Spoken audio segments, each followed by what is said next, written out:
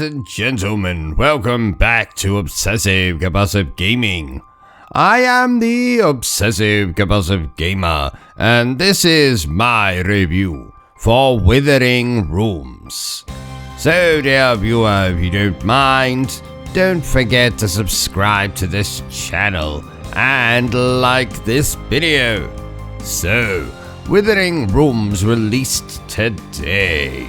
And this is a 2.5D RPG action horror game thing set in a Victorian mansion that changes each night.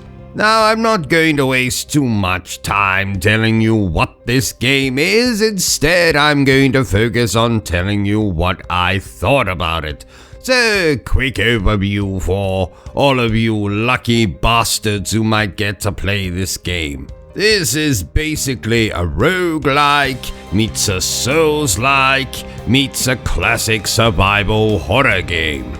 So you're going to be exploring a mansion, hedge mazes, tombs, caves, churches, ruins, trying to figure out what the hell is going on, as well as crafting weapons, tools, spells, collecting outfits and magical artifacts, encountering weirdos, merchants, fighting bosses.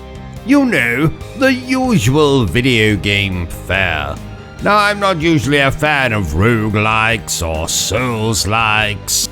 In fact, the combination of the words dark and Souls usually sends me into a temper tantrum, or causes me to regurgitate what I had for dinner last Tuesday.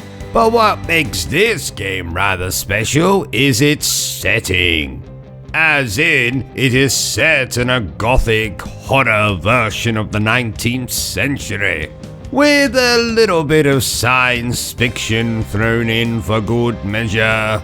And I must say I enjoyed all the creature designs, the boss designs, the outfits you could collect, one of which was an Alice in Wonderland outfit. But of course, you're going to be spending a vast majority of your time in this game dying, starting the night over, and then trying to progress. But luckily for all you chaps and chapettes out there who like it easy, this game thankfully comes with difficulty options. So if you're having trouble on the standard difficulty, feel free to put the game down to the narrative difficulty, and you'll be able to find your way through the game eventually.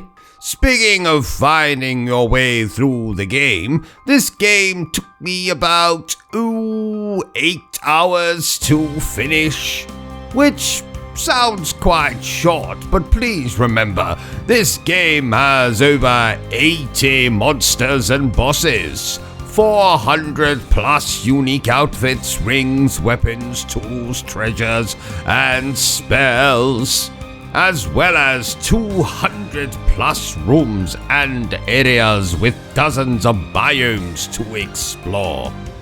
So in my 8 to 9 hours with the game, I probably saw a percentage of all of that. I didn't do everything, obviously, but that's what New Game Plus is for, and thankfully this game has just that, New Game Plus.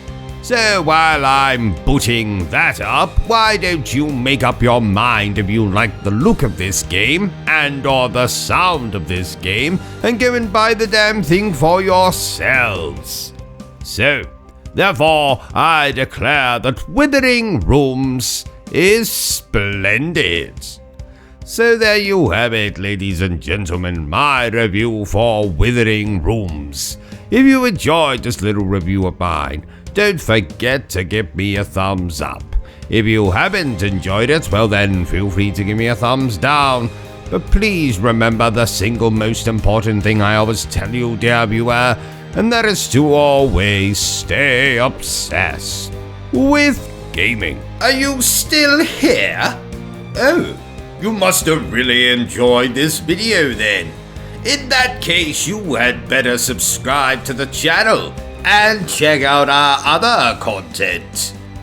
Otherwise, you're a booby pants, and no one wants to be a booby pants.